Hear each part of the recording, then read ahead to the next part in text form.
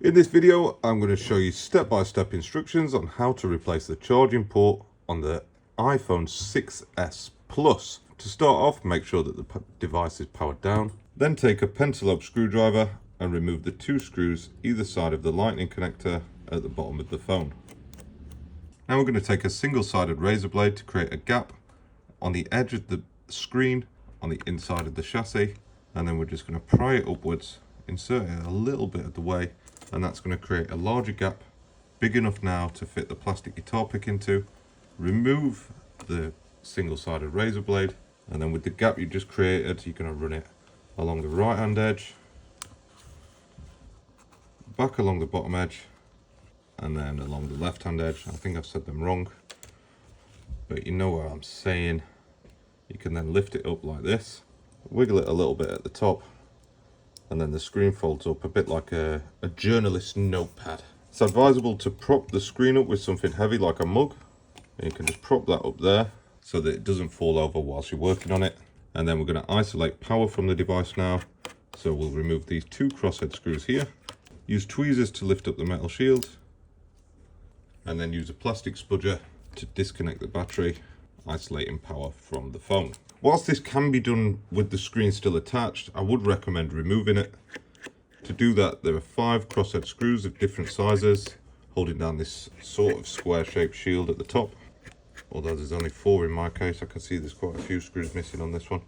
We use tweezers to remove it like we did before, and then use the plastic spudger to disconnect this flex cable, this one here, and this one just here. The screen should now be free, so you can store that safely for reinstallation later. We'll continue our work down at the bottom of the phone, and the area that we're going to remove is this loudspeaker, taptic engine, and then the rest of it is all the charging port. Start off by using the plastic spudger to disconnect the charging port flex cable just here. It is stuck to the loudspeaker, so you'll have to peel it back to get it out of the way.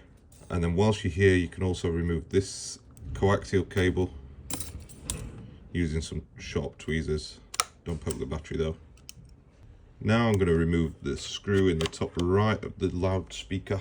All these screws are different sizes, so I recommend using something like a magnetic mat to keep these organized and lay them out in the way that you remove them.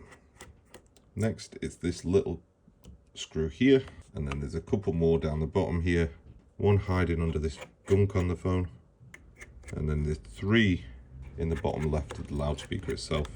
There's just one more screw in the bottom right of the loudspeaker that we need to remove. Now I'm going to move around to this bottom area where I'll remove the 2 screws holding down the earphone jack. There's one on the bottom right of the taptic engine, and then 2 either side of the lightning connector itself. There's one more screw for this little shield, and then we can lift that up, store it safely for later, lift up the taptic engine, and disconnect that from the flex cable just here. And then if you stand the phone up now, you'll notice there's 2 more screws either side of the connector going the other way into the chassis. I think that's all the screws removed now. So I'm going to use my tweezers to disconnect the mic. That's stuck down quite well with some strong adhesive, so I'm just sort of cut through the adhesive and try and leave the plastic bit behind. Then we'll lift up the audio jack, and then we're just going to move through using tweezers to lift out all the parts of the lightning connector. I did forget to remove the loudspeaker though, so just go ahead with your tweezers again and lift that up. With this loudspeaker, it's connected underneath the board up the top here, so you're just going to push that to one side whilst you do the rest of the work at this point. And I did tell a lie with the last screw because there's one hidden underneath it, but that genuinely is the last screw. So now I'm going to just peel this out and get it out of the way, and that comes up pretty easily. So the part that I'm using is a pulled part because we no longer stock new for these ones. It's quite an old device in 2024, and it's just a simple case of getting it in here first, down at the jack. Then I'll make sure that it lines up with the lightning connector here, and I'll get just the one screw on the bottom of the chassis in place, because that just sort of helps it all line up. Now I'm going to make sure that the microphones line up as well. You might have to clear some of the old adhesive out of the way like I'm doing here. Do the same on this side, making sure that that all lines up. And the microphone is lined up here. Then we had that last screw that I said about when we were taking it apart. That wants to go in now. And you can also install the screw in this bottom right corner. Just make sure that that little clip lines up with the screw hole there before you install the loudspeaker. And then that's the same again, just make sure all the holes line up, holding it in place whilst we get that one other screw on its edge installed.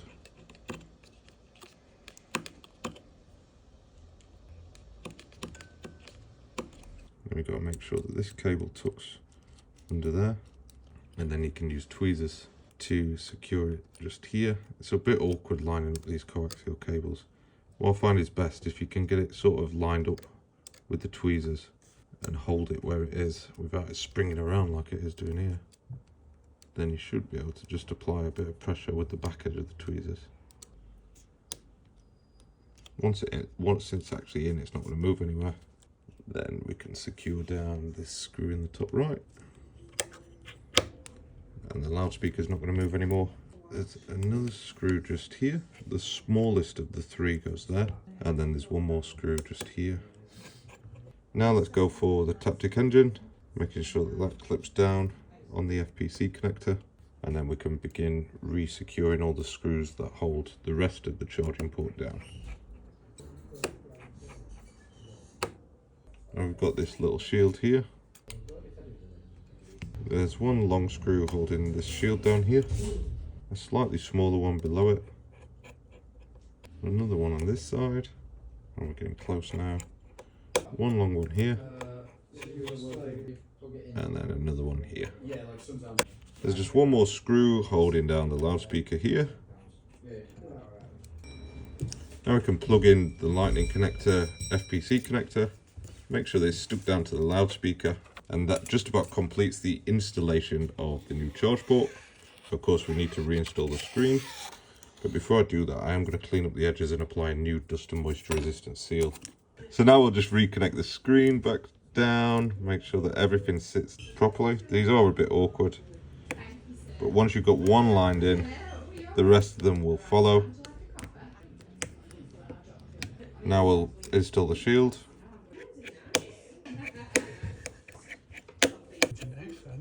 Now we can reattach the battery and the last shield just here. That's held down with two screws on the right and left. Peel back the adhesive seal and close up the screen. Sorry if there's a bit of background noise on the video. We will do our best to get rid of it, but there's a bit of excitement going on with babies and women in the shop. Close it up, starting from the top, and apply pressure along the edges. Then finally re-secure the two pentalobe screws at the bottom of the phone. Just as a little side note, whilst I'm thinking about you guys testing it, make sure that you test not only the charging function, but the microphone, audio jack, and vibration, as well as loudspeaker function. Obviously, all those things attached to the charging port flex cable.